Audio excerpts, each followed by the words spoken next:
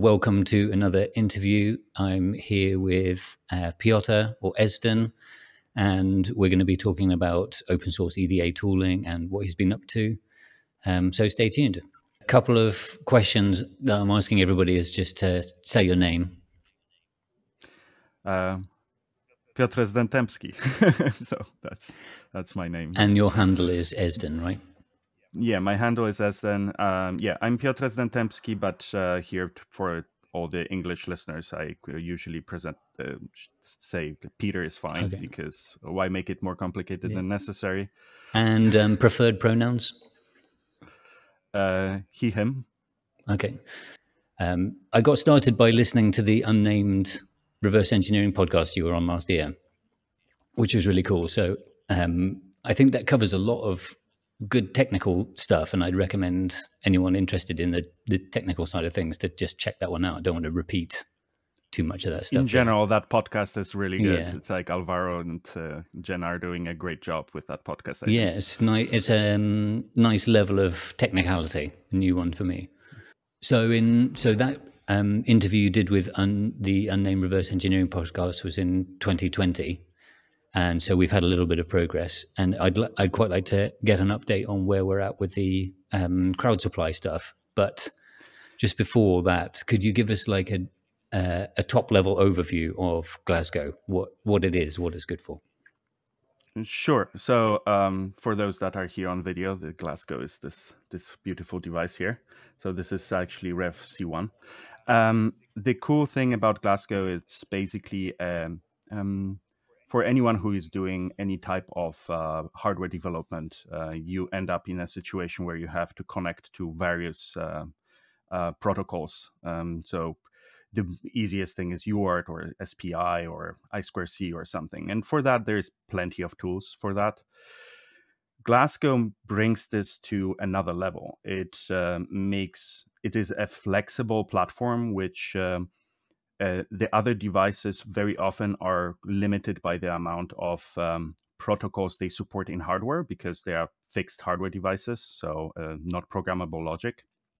And so they have natively supporting some of the common interfaces, UART, SPI, I2C. So they work okay for that. But if you need more flexibility, there's it becomes harder and harder. You have to either take a dev board and bit bang it by hand or do some other stuff.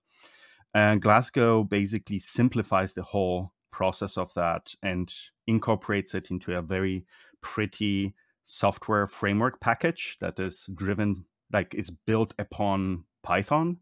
And you implement the PC side of the protocol implementation that talks over USB. It's all abstracted to the FPGA that is on the board. And you can implement in HDL, which is in this case NMigen or NMigen. This is like KiCad, KiCad.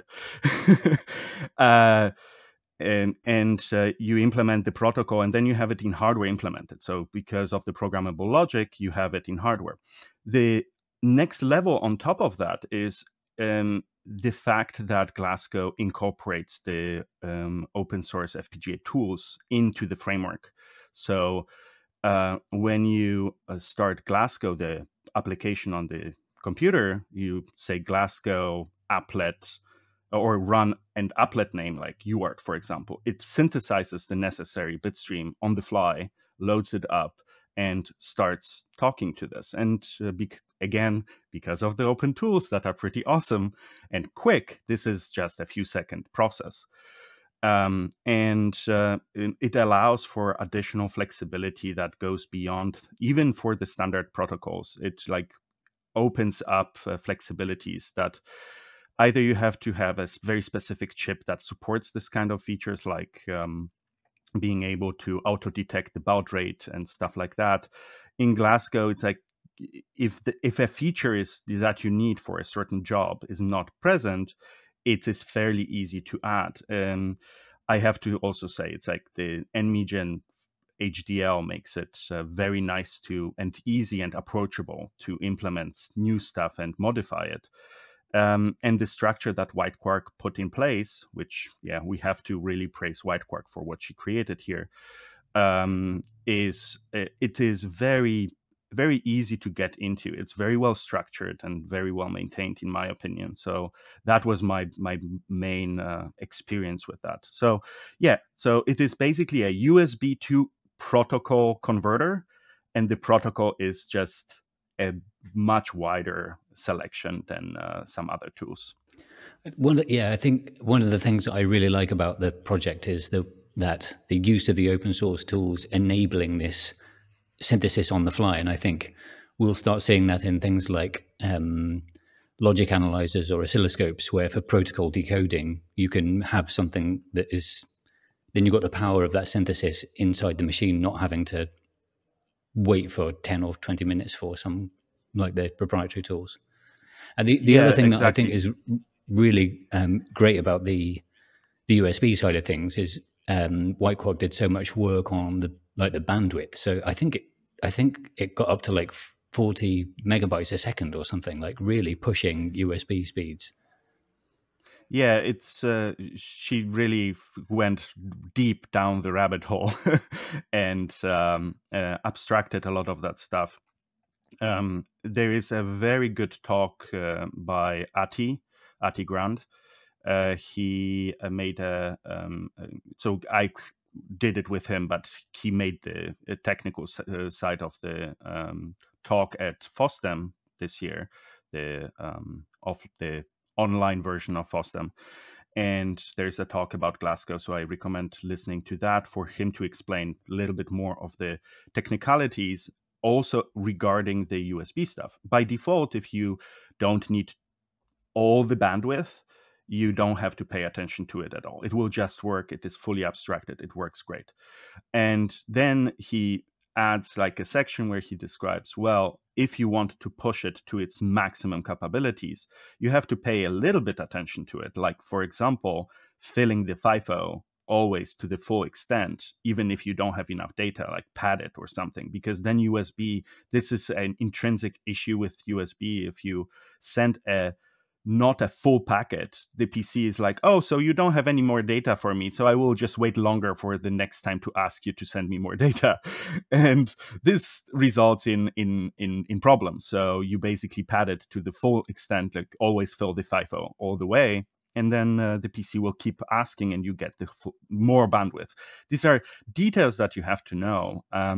And especially when you look at like what extent White Quad went in there. If you look at the implementation of the USB, there is in that file, in that Python file, there are like 3 pages of comments just describing how it works and why and what the design decisions were, which I love. It's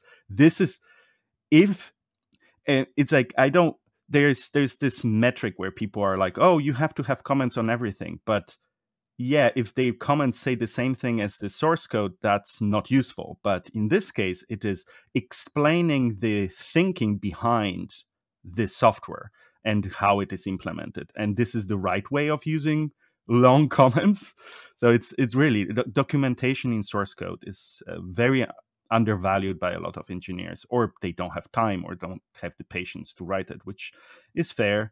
But yeah, this is another like great thing about this. That kind of stuff is invaluable for us to learn from. Yeah, totally. So now we know a little bit more about the Glasgow project. Can you give us an update on the crowd supply? How's the production going? So yeah, it's not. And are you being hit by fast. the shortages? So yeah, this. So first of all, the campaign went really, really well, and I'm very, very grateful to everyone who backed the project. So first, like, I have to really say thank you to everyone who joined the campaign. The campaign is over, but the pre-orders are still available. So if people want to get in on the fun, they can still go on the Crowd Supply website and put their pledge in.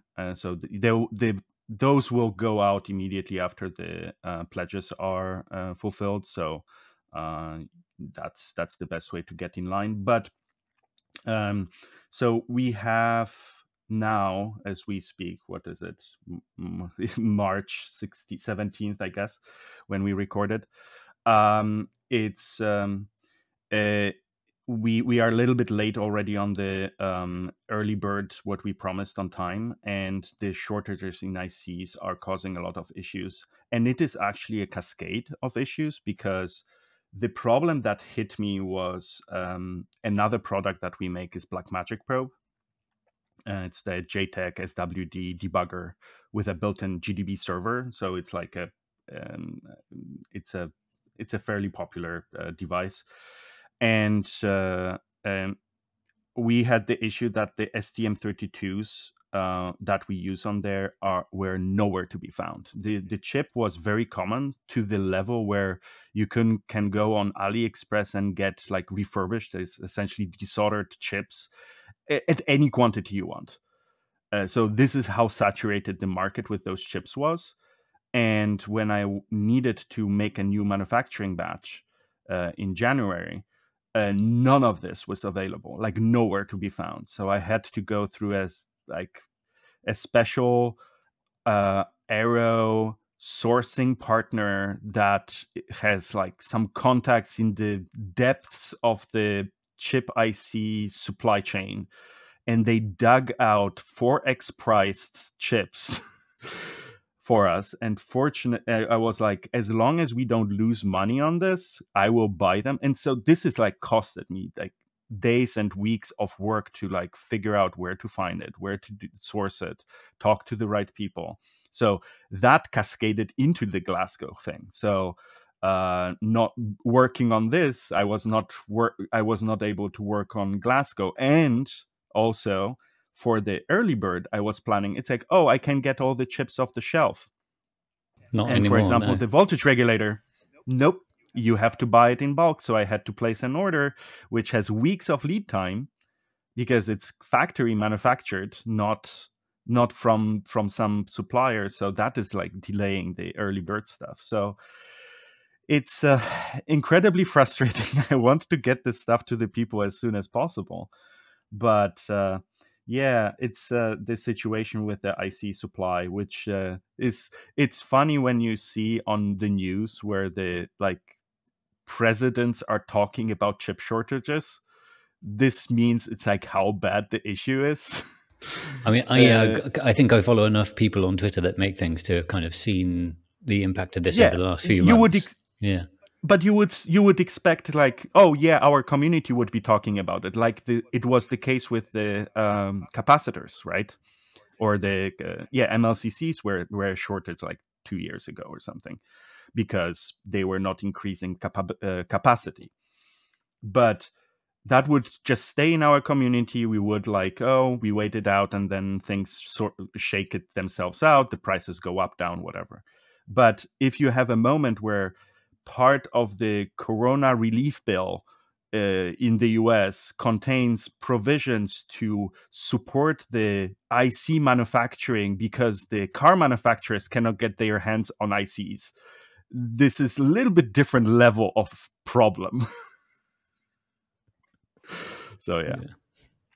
And this isn't your first run with crowd supply, is it? No. This the previous one was the iCEBreaker, which the first version I designed together with Claire. Yeah. So that was also something that that was a fun story for me to hear, and not one that I'd heard before on the Unnamed Reverse Engineering podcast. So would you mind just giving us a recap here for any people who haven't heard this story?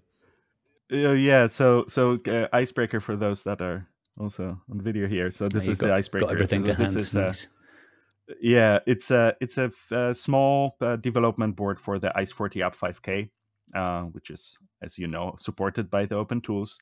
So I was approached by Claire Wolf at CCC, or we were talking we reconnected like after a while, not talking to each other because our paths just split for some amount of years, and then we reconnected at CCC several years ago, and then we were talking and she was showing me the FPGA stuff. I got very excited. It's like, finally I can get into FPGAs and not be dreading using the tools, because the proprietary tools come with its own baggage, which was not motivating me to try to look deeper into this. But the open tools, she had like a demo for the iStick, I think, at that time. So I did a workshop like twice. It's like, oh, this is cool. This just works. It's like command line, install, done, works, great. It's like none of this like gigabytes and gigabytes of downloads for proprietary tools that might or might not work.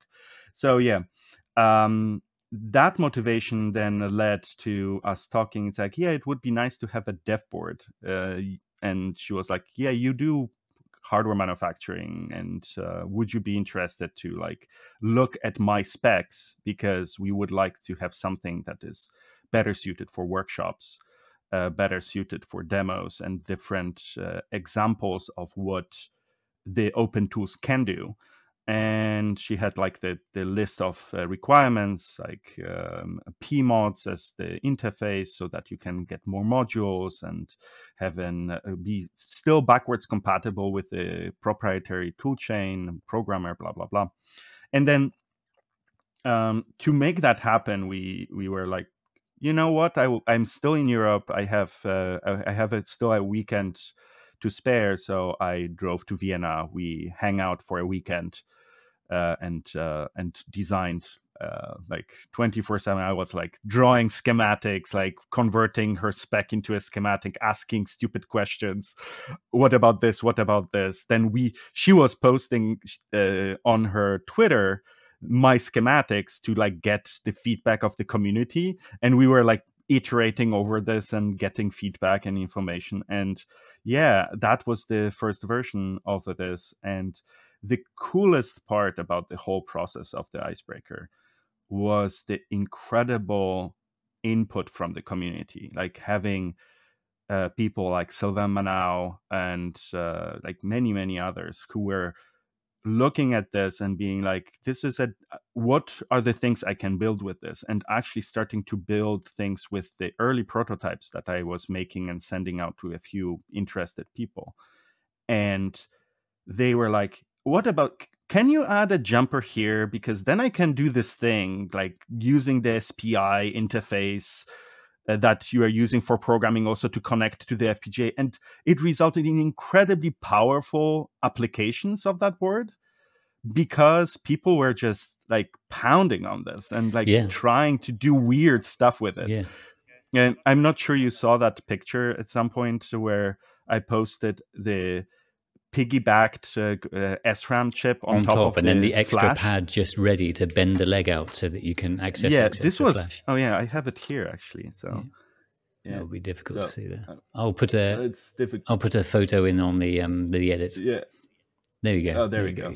So they're like, it's very old school solution. If you lived in the times of C64 or some other 8-bit home computers, it was a common way of adding additional memory. It's basically, you take a chip, you piggyback it on the other one, you connect the data and address lines, and just you swap like the top address lines, or you connect an additional chip select line to the CPU, and you can expand memory that way. And that was idea from Sylvain. He was like, well, we can have this additional chip select, and I would like to use this serial RAM for certain projects. And that's how it came about.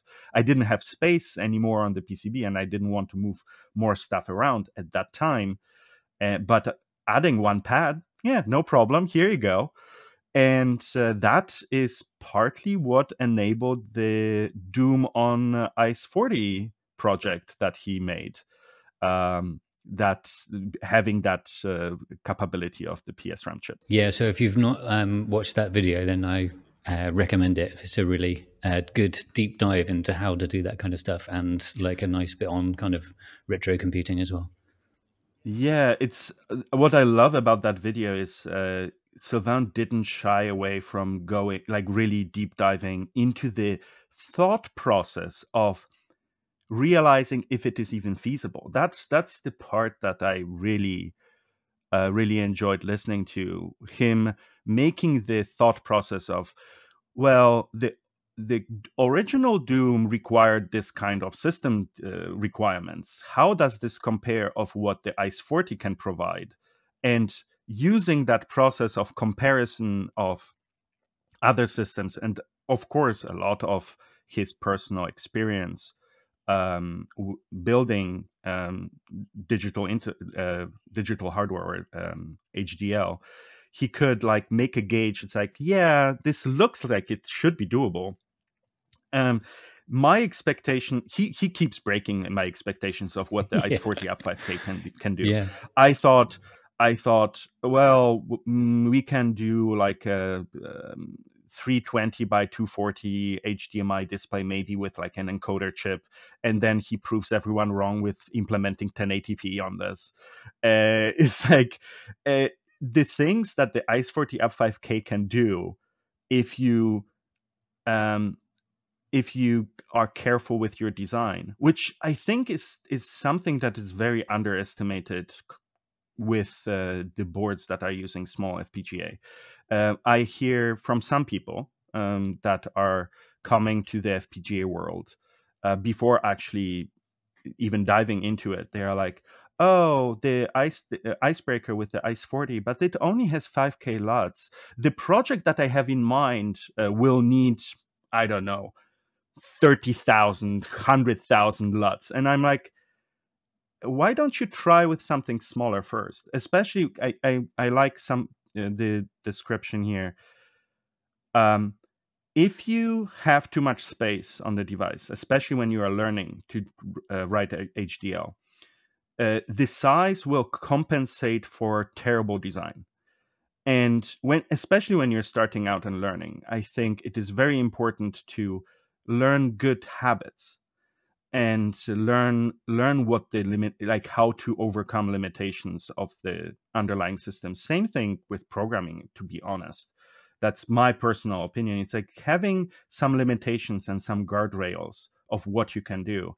For example, if you come from software programming to FPGA, it is very easy to start writing sequential code, which results in really atrocious like HDL. And you won't see that it is a problem until it can be too late. And your timing is like, terrible, and your design is huge. Yeah, exactly. But it's like if you have a big FPGA with really like good timing capabilities, you might get away with it. And instead of learning, it's like, wait, this is not how I'm supposed to implement that. And so I find as a learning target, having something smaller, I'm also new to FPGA design, so let's not fool ourselves here. So I am learning all the time, and I'm running into these issues, and I am recognizing from myself, it's like, the fact that I'm running into those issues gives me an opportunity for learning. It's like failing is learning.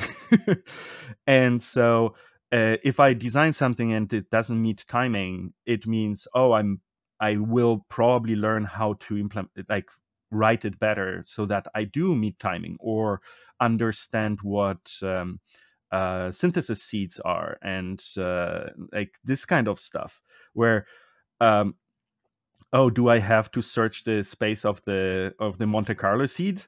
It's like, is it something that you would touch on a Xilinx massive chip that can just, oh yeah, sure, the 80 megahertz timing, no problem, we can do that.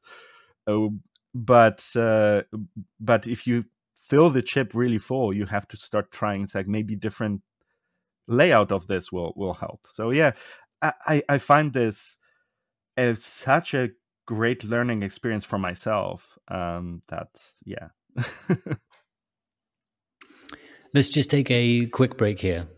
Gyosis HQ, open source EDA tools and related software development. Okay, we're back. Let's talk now about, I think it's fairly clear, but how key a role do the open source EDA tools play in your business? So they are fundamental to a bunch of products that we are making, but it is even more so the fact that my experience in college of the FPGA development tools was contained in one class that I took, and it was like Xilinx ICE or something, ICE, and having to the professor distributing VMs to all the students because he started the class saying, if I made you set it up, we would waste 2 classes on just that. And that's why here, take this VM and just deal with it. And you are not getting any hardware. You are designing everything in the simulator, and then on the last 2 classes, I will take what you built and then try to run it on the actual hardware. So that was an interesting experience. I did enjoy writing HDL, and this was, I think, VHDL that we were learning there. I really enjoyed the class overall, but the experience with the tools that are contained in some VM on old Windows and clunky and slow was well, I have other things that I can work on. There's plenty of stuff in microcontrollers that I'm interested in, and it's FPGA, if I have to, I will touch it, but otherwise I'm not interested. So it is more of a motivational thing where seeing being at CCC and first of all, seeing Claire, and I was yay, Claire is here. It's so talking to her, and it's what are you working on? It's yeah, I made a full flow FPGA toolchain open source, and it's wait, what? Let me take a look at this. And the immediate experience of me coming from the open source background, building open source software and hardware and doing this kind of stuff, this was immediately appealing. So, and the experience was very typical open source software. It's clone this Git repository and just make install and add some dependencies, and you're good. It works, and I have command line tools. I feel at home. It's not something weird, different. It's just like GCC toolchain or any other experience with microcontrollers at that time already, where it's you have GCC support for all the ARM chips and da-da-da. So it felt very familiar and very easy to set up compared to a big honking IDE with 10 levels deep dialogues where you can't find any option unless you are deeply familiar with the software and the development tools, and or you get a course and a certificate from some government agency. It's this kind of stuff is so that resulted in me being interested in even touching this stuff. So I want to build something with FPGAs, and then starting with that and doing the iCEBreaker, and now iCEBreaker Bitsy, doing Glasgow, and essentially that's what put me on the path of creating and contributing to this ecosystem, and thus resulting in a big chunk of the business I'm doing here. So yeah, that's how fundamental the open source toolchain is. Yeah, it's a complicated answer to an easy question in a sense, but I am. Yeah, it's interesting to talk to you about it though, because in the open source community, we've got a wide range of people. We've got people that are using the software. We've got people that are contributing. And I'm not sure how many people form their core business around open source. Right. So far, so before the whole FPGA stuff, the core business was also tools. It's so before. Okay, let me give you a little bit of a background of 1BitSquared, where we started and where we are now. So we started with UAV autopilots. So we were making autopilots specifically dedicated to the Paparazzi UAV system. So it's an open source framework for UAV, and it's with focus on autonomy. So it's an autonomous control system. It's a different than like ArduPilot, which started with like manual flight and then added the autonomy parts later and stuff like that. Paparazzi was always mainly academic, like university-driven autonomous flight systems, and we were making those autopilots. Then as a side effect, I was doing a lot with STM32s and microcontrollers. And Gareth McMullen, he made the Blackmagic Probe, and I was using the Blackmagic Probe. I loved the Blackmagic Probe. He didn't have time and resources to keep making the hardware, so I started making that hardware.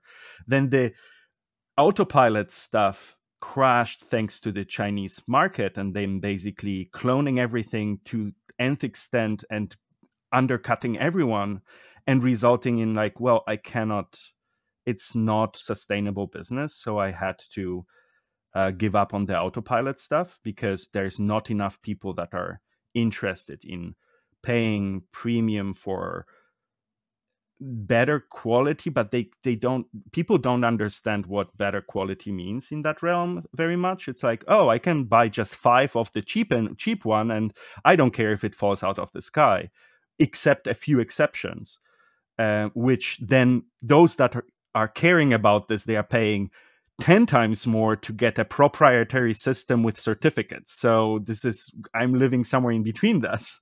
So anyways, that story to the side. Blackmagic Probe was for a while the tool that I was focusing on.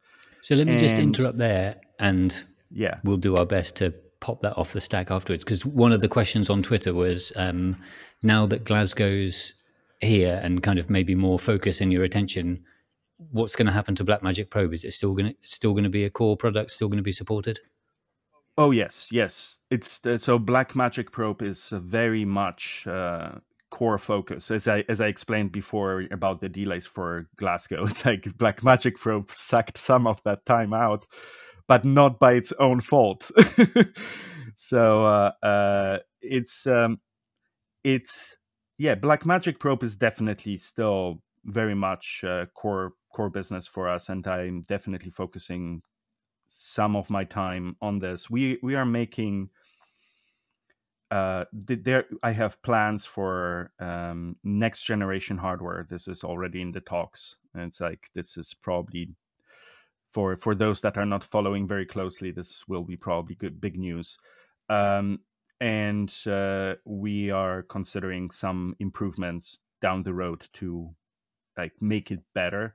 Then there is, as a side thing, this is also not already yet. It will still take a while, but capabilities of tracing are on the horizon.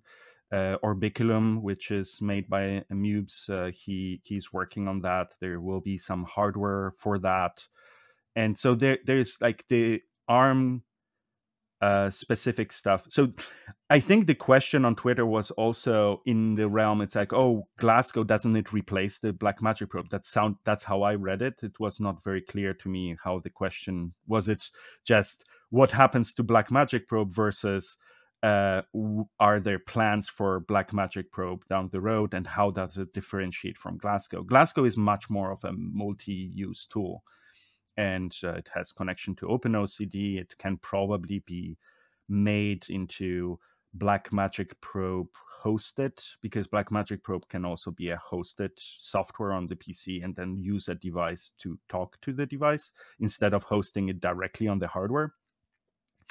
So that's something you can do with Glasgow. But Blackmagic Probe is meant to be a very easy, you plug it in, it auto detects the target, and you can flash it and debug it right there, right, without like figuring out OpenOCD scripts. And that will continue to be the focus there. And all we want to do is like enable more devices down the road, like have more capabilities to host, more capabilities on the device, which are making it what it is and what makes it as strong as it is. So yeah. Okay, let's pop that back off the stack then. So you were giving us the overview of 1 bit squared, and you got up to Blackmagic Probe. So then there was iCEBreaker. We've heard about that. Yeah.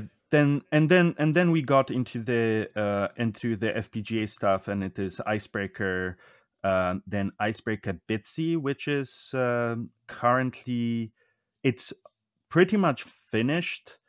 It will get its own crowdfunding campaign, but it is on somewhat hold until Glasgow is in a.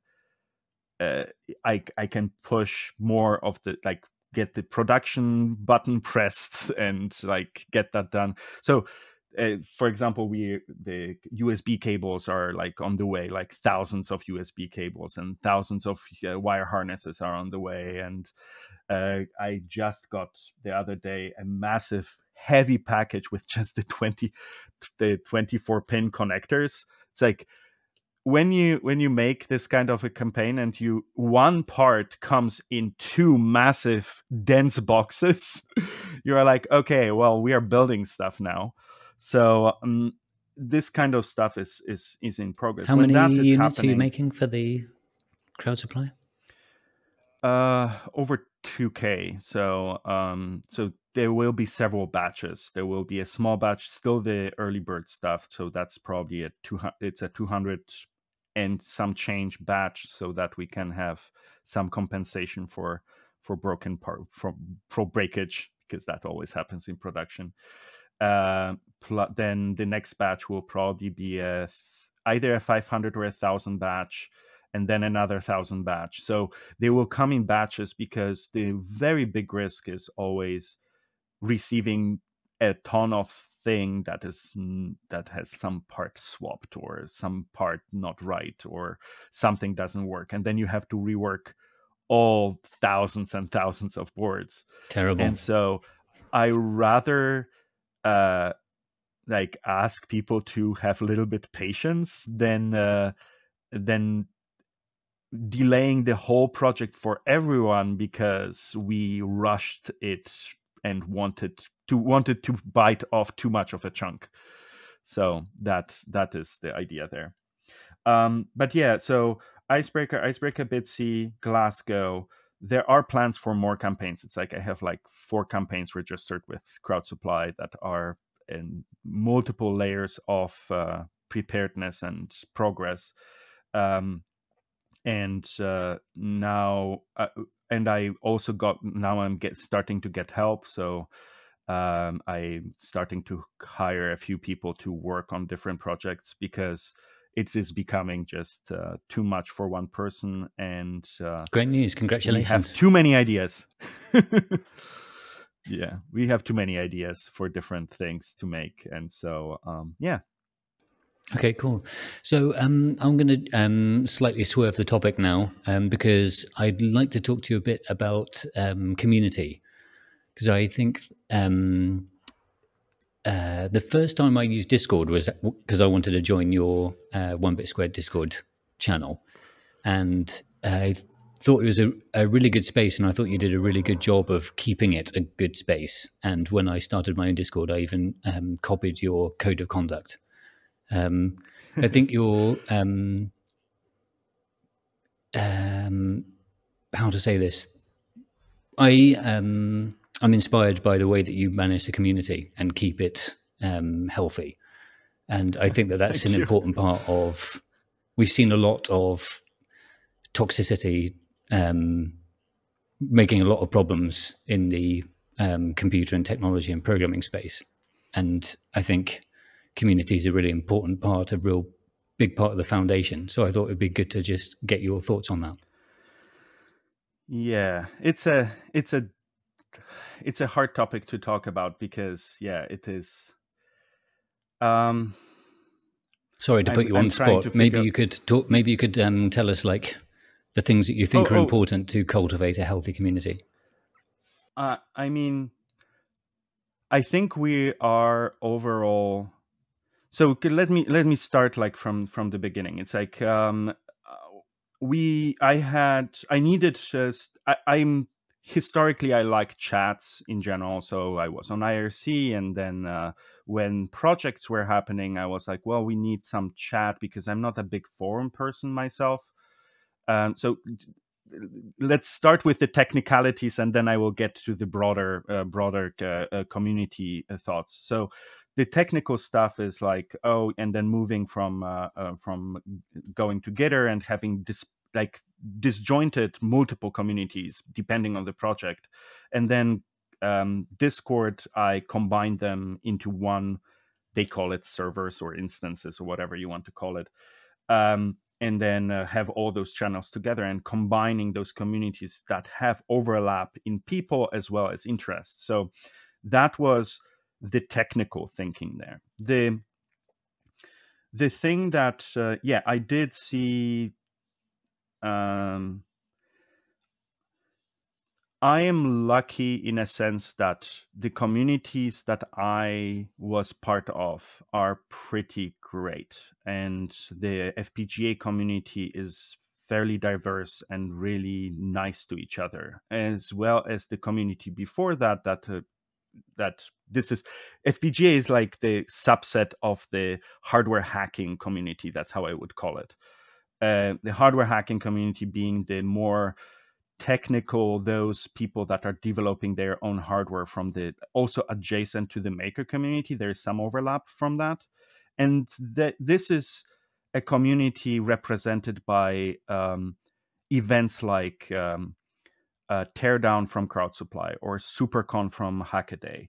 And people there did an amazing job, like Sophi Kravitz that is organizing Supercon. Yeah, shout out to Sophi.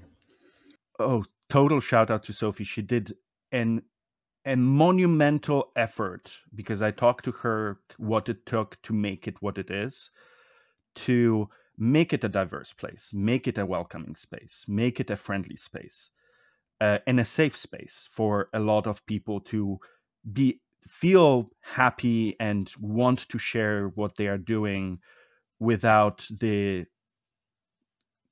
otherwise common toxicity and like competitiveness and like of the tech community at large. And so I was part of that, and I cherish it, and I'm happy to be part of this. And then derived from that, my code of conduct is derived from the Adafruit code of conduct, because they also do a great job of managing their community. So I am standing on the shoulders of giants and like deriving what I find important from others that put the effort into like making the trench, like cutting down those weeds and finding the path to do this right. So I'm learning from others, and I just try to channel this. And regarding the community as it is, the 1BitSquared Discord server, it is basically seeding the community with the people you want to be surrounded with, and then tamping down when it goes in the wrong direction. And what I've like watching other communities, they're much too afraid to say stop to people. They give people way too much leeway to argue their pseudo arguments, and like, but I am allowed to be a jerk. It's like, why is this behavior not okay? It's like, I am not being offensive. I am not being like imposing on others. And it's like, I've seen like some of those exchanges on some Discord servers, and I am baffled why the mods are it goes on for like 50 posts, 60 posts, 100 posts. And you're like, why is this still ongoing? This is pretty clear in the first two sentences. This person is, you cannot argue with them. And so there's no point. The community is more important than this one person. That's how I see it. And in general, even if you have a person that is contributing greatest technical things, they are not worth the community. The broader group of people that are contributing, they are much more valuable than the one person that is doing the greatest things, if they can't change, they cannot behave, basically. They cannot behave in social settings. Engineering is as much social. It's like it's not removed from humans. It's like humans are doing this stuff. We are part of this. Human stuff is part of technical stuff. You cannot be technically correct and still be offensive. You are being just offensive. It doesn't matter what technically you do. And that's how I feel about this. And that's why when things were happening on the sidelines with different people in those broader technical communities, yeah, you can try to like take the megaphone from them, This doesn't help. It doesn't change them, or it doesn't change the community they built around themselves. All we can do is build our own communities that are following a certain like morals, I would say. It's like it's such an overloaded word. That's why I was hesitating to use it. Values, maybe. Values. It's like be from the start inclusive and nice, and say no to bad behavior. Even if it is just a seed of a bad behavior, you basically say it's like, no, this is not okay here. You cannot be like that. And this is what results from the get-go. It is really hard, or pretty much impossible, if you have a community run by a person that doesn't understand this. And then you are like, oh, but you are doing it wrong. You should change this. It's like, they will not change. They will not adjust this. They don't understand even what you're talking about, and that it is an issue. All you can do is, that's my take. It's like build your own communities and make them better, bigger, greater than those that are toxic. And this is how you win the fight, quote unquote. That's why Supercon was built upon certain values and is what it is, and why it is such a wonderful event. And because from the fairly early on, someone put the effort of seeking out the representation. This is, I think, what Sophi did so great, is put the effort and the legwork in of inviting speakers from underrepresented communities. Now, after a few years, she doesn't have to seek anyone out. They come on their own. It's not like she has to invite specifically. She still does this. Obviously, you are like, oh, you are great, and you are from also, you are doing something awesome first, and then you happen to be from an underrepresented community. Would you want to come to our event? And that's how you seed it. And then later, people see the representation. Oh, those talks at Supercon, it's so diverse that you have so many different people here. And then the people that are from those groups will say, it's like, oh, this is an event I feel interested in speaking at, because I see people like me speak there. That's how it works. So, yeah. Yeah, great. Really good to hear your views on that. I think this is a perfect time to call it a day on the interview. So I think we've been going on for like nearly 45 minutes now, and it's nice to kind of end on this positive note. Yeah, thank you very much for having me. This is wonderful. Thank you for putting this together. I really am happy that the Open Source FPGA or Yosis HQ is doing this, of reaching out to the community and creating this interaction and this conversation. I'm really hoping this will grow, and I wish you the best for more interesting interviews. The ones that you so far had were very interesting already, and thank you for thinking of me and inviting me. Thank you so much. You're welcome. Okay, so I'll see you around on the Discord channel. See you there. Bye-bye.